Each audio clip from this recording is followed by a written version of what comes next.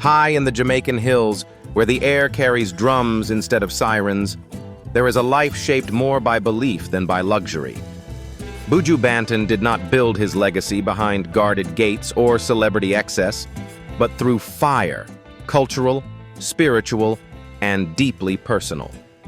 Today, we step inside Buju Banton's Jamaica life to understand how music became influence, and influence became impact. But to see the full picture, we must also follow the money, how art, struggle, and belief translated into real-world value. His estimated net worth sits at around $3 million, a figure shaped by longevity, catalog strength, and cultural weight rather than commercial spectacle. In reggae terms, that kind of stability speaks volumes.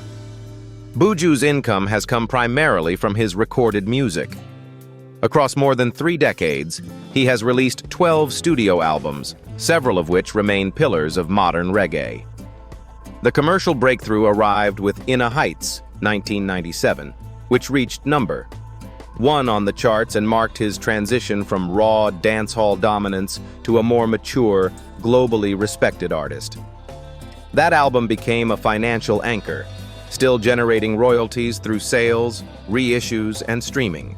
Subsequent projects reinforced that foundation. Till Shiloh, Unchained Spirit, Rasta Got Soul, and Before the Dawn all peaked at number 2, an unusually consistent chart performance for a reggae artist operating largely outside mainstream U.S. pop structures.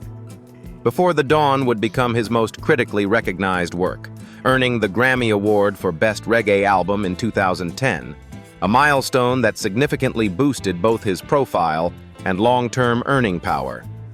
Notably, parts of Buju's catalog were recorded while he was incarcerated on drug conspiracy charges, a rare reality in modern music. Yet even during that period, his work continued to sell, stream, and circulate internationally. That resilience speaks to the durability of his audience and the deep loyalty of reggae listeners worldwide. Beyond albums, touring has historically played a major role in Buju's finances. His post-release return concerts drew massive crowds, particularly in Jamaica, the United States, and Europe. Licensing, radio airplay, and catalog royalties remain steady contributors, especially as reggae continues to find new audiences through digital platforms. Money, in his case, followed the art, not the other way around. And to understand why that artistic integrity mattered more than profit, we need to rewind back to the early career choices that shaped Buju Banton's rise in the first place. Born Mark Anthony Myrie on July 15, 1973 in Kingston, Jamaica, Buju Banton grew up in the hard-edged reality of Barbican Road, Kingston 8, an area alive with sound, struggle, and survival. He was raised by a mother who sold goods on the street and a father who worked at a brick factory. In a household of 15 children, Buju was the youngest, learning early how to speak loudly to be heard and how to stand firm to be seen. The nickname Buju came from his mother, a term of affection rooted in Jamaican culture. Banton, meaning storyteller or lyrical talker, was adopted later in homage to DJ Buju Banton, an influence that shaped Buju's vocal delivery and fearless presence. Music found him in the streets.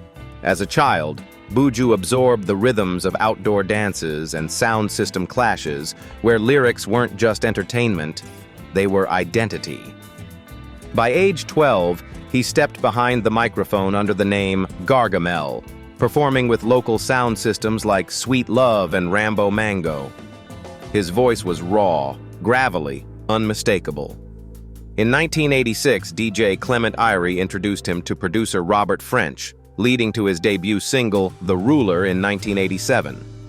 That release opened doors to work with influential producers including Patrick Roberts, Bunny Lee, Winston Riley, and Digital B, quickly pushing Buju into Jamaica's competitive dancehall circuit.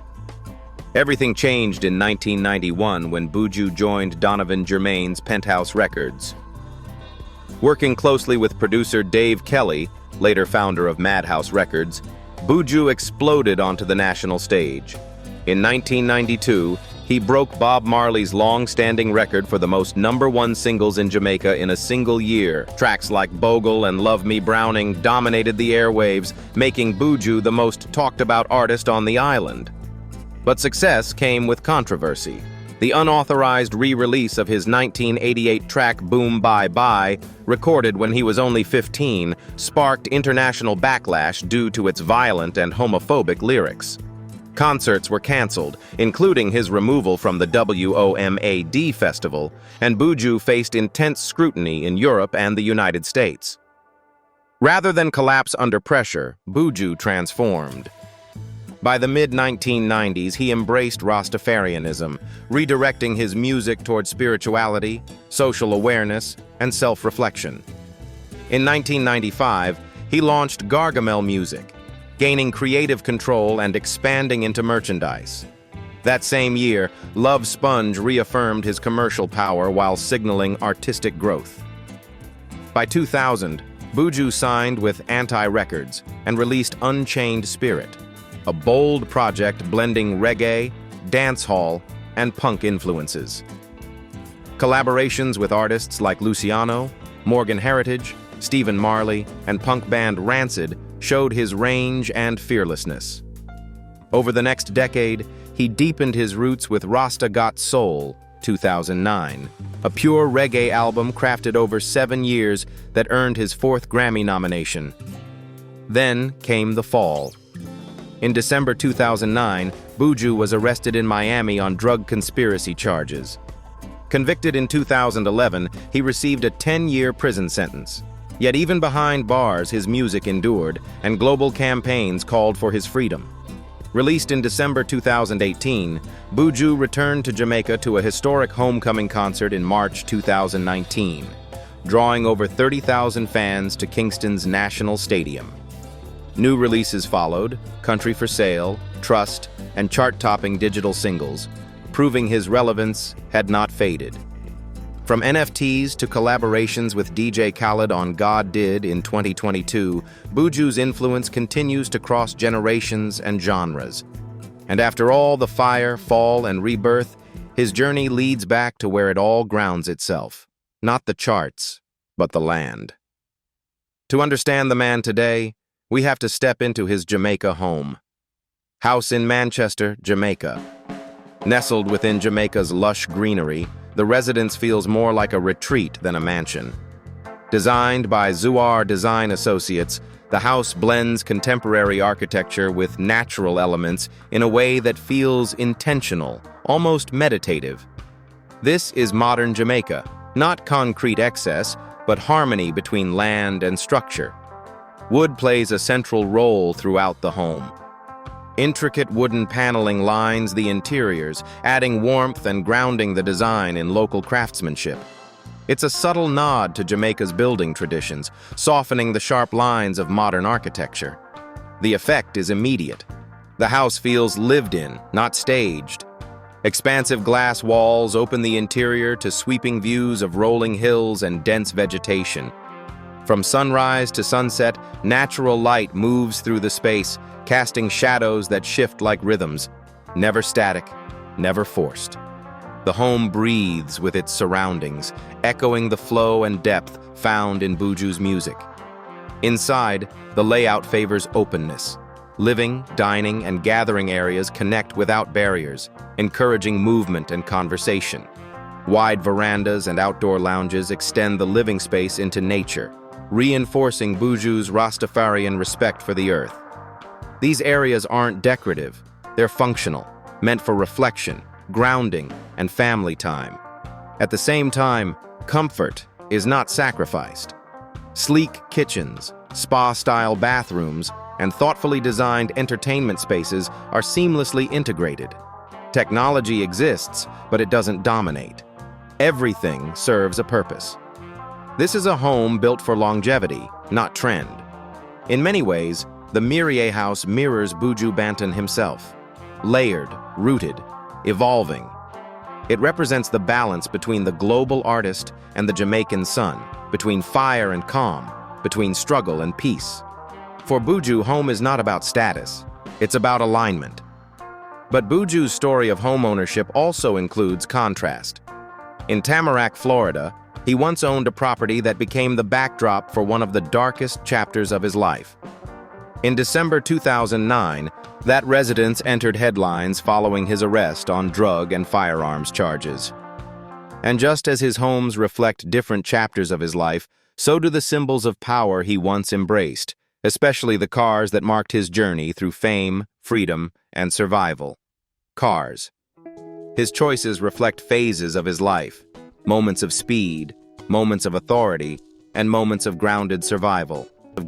One of the most striking cars linked to Buju is the Ferrari F430, a symbol of peak performance and confidence. Powered by a naturally aspirated 4.3-liter V8 engine producing around 483 horsepower, the F430 accelerates from 0 to 60 miles per hour in just under 4 seconds. With its low stance, sharp aerodynamics, and unmistakable Italian design, the Ferrari represents a chapter when Buju stood at the height of fame, fast, unapologetic, and impossible to ignore. This was not just transportation, it was a statement of arrival. Balancing that raw speed is a very different kind of machine, the Land Rover Range Rover. Known for its authority rather than aggression, the Range Rover fits Buju's later evolution. Modern versions offer everything from turbocharged inline-six engines to powerful V8s and even plug-in hybrid options, combining strength with refinement.